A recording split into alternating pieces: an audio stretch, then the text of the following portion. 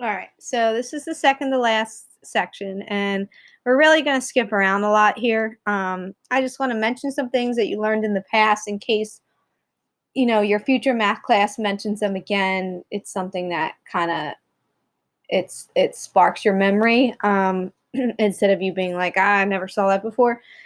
So earlier in this chapter, we talked about how you can tell if a function has an inverse, and that's if it's monotonic. And monotonic means that the function is always increasing. Oh, always increasing. Or always decreasing. Either one, okay? Now, when you think about the graphs of trig functions wouldn't naturally have inverses because they go up and down. Like, think about the typical sine graph. Looks like this, right? It wouldn't really have an inverse because it's not monotonic, but if you restrict the domain to be between negative pi over 2 and pi over 2, it would always be increasing in that area, and therefore would have an inverse. So you can restrict the domain for every single trig function in order for it to have an inverse. So I just want you to know groups of three. If you're looking at inverse sine, inverse tangent, inverse cosecant, arc and inverse mean the same thing. You're looking at the right half of the unit circle from negative pi over 2 to pi over 2. If you're looking at arc cosine, arc cotangent, arc secant, the domain is restricted to the top half of the unit circle, which is 0 to pi. All right, so that's something that you did in pre-calculus. So what do you need to do for trig functions to have an inverse? You need to restrict a domain.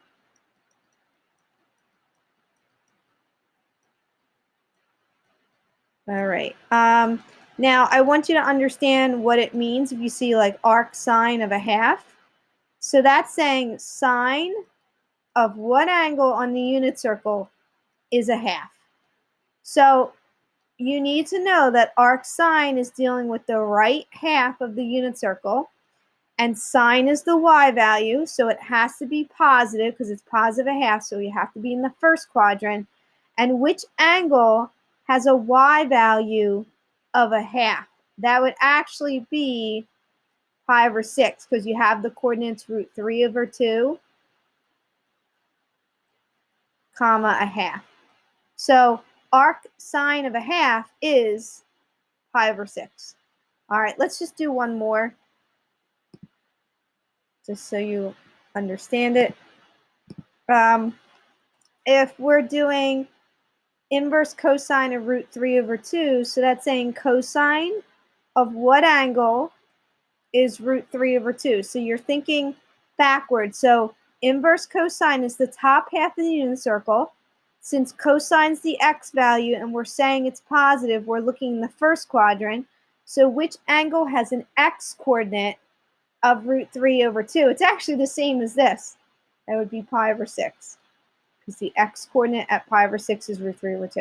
So that's just a refresher of what it means to be inverse trig. We're going to skip over the right triangles and we're going to go to the new stuff, which is taking derivative of inverse trig. So this is the formulas you'll be given. If you can apply the formulas, it should be a piece of cake. So for the first one here, we're taking the derivative of arc tangent. All right, so look at this, arc tangent right here. U is the inside, so it's saying take the derivative of the inside, put it all over 1 plus the inside squared. So the derivative of root x is 1 over 2 root x. That's one of the ones I wanted you to have memorized. The derivative of root x is 1 over 2 root x. All over 1 plus the inside squared. So 1 plus root x squared is just going to be x. So you're going to just simplify this by bringing the 2 root x down and multiplying it by the 1 plus x. Don't leave a fraction within a fraction. That's the first one. All right, second one, inverse sine. So let's find that. So right here, remember, Inverse sine and arc sine are the same thing. So derive the inside. The inside's 3x squared. So what's the derivative of 3x squared? 6x. And you're putting it over the square root of 1 minus the inside squared. If I take 3x squared and square it, I get 9x to the fourth. And there you go. If there's nothing else to simplify, that's your answer. All right, next one, a derivative of arc secant, okay? Arc secant is right here. So you take the derivative of the inside. So derivative of e to the 2x is keep it the same times the derivative of 2x, which is 2. That's one of the formulas you learned in this chapter, over the absolute value of the inside. I'm following this right here. Times the square root of the inside squared. So e to the 2x, quantity squared, raise a power to a power, you multiply the exponent, so it would be e to the 4x minus 1. What you could do to simplify is you could cancel this e to the 2x with that e to the 2x. It doesn't matter that this is an absolute value. You can cancel it. And you're left with just 2 in the numerator. There you go. Okay. Next one here, I think I missed the extra c, but you'll live. So derivative of arc cosine, right here, arc cosine is negative, derivative of the inside. So negative, derivative of this inside is 3 over the square root of 1 minus the inside squared.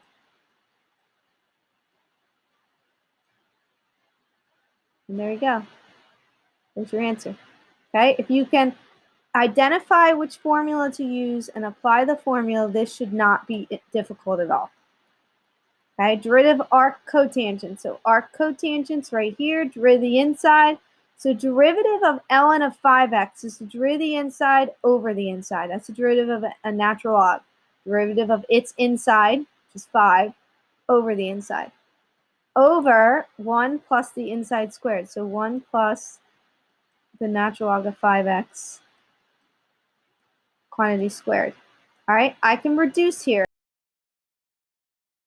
this over x, and that this x on the bottom right there, here, goes down to the denominator.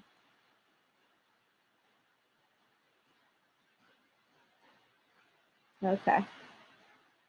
And here's your final answer. And then last but not least, derivative of arc cosecant is negative, following this right here, derivative of the inside.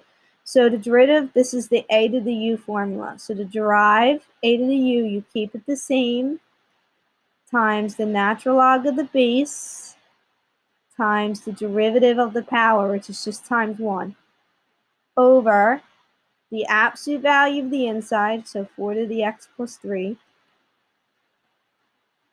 times the square root of the inside squared.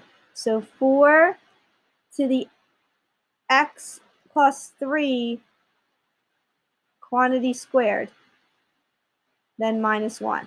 Okay, so we have a few things we can simplify here. The 4 to the x plus 3 on the bottom and the top can simplify, and that's just negative ln of 4 on the top. Over the square root of, when you raise a power to a power, you multiply these exponents. So it'd be 4 to the 2x plus 6, and then minus 1. There you go, the derivative. So obviously on our final assessment, so what we're doing is we're quizzing on chapter 5. It's basically going to be derivatives and integrals. You're going to have a formula sheet. You just got to be able to apply it.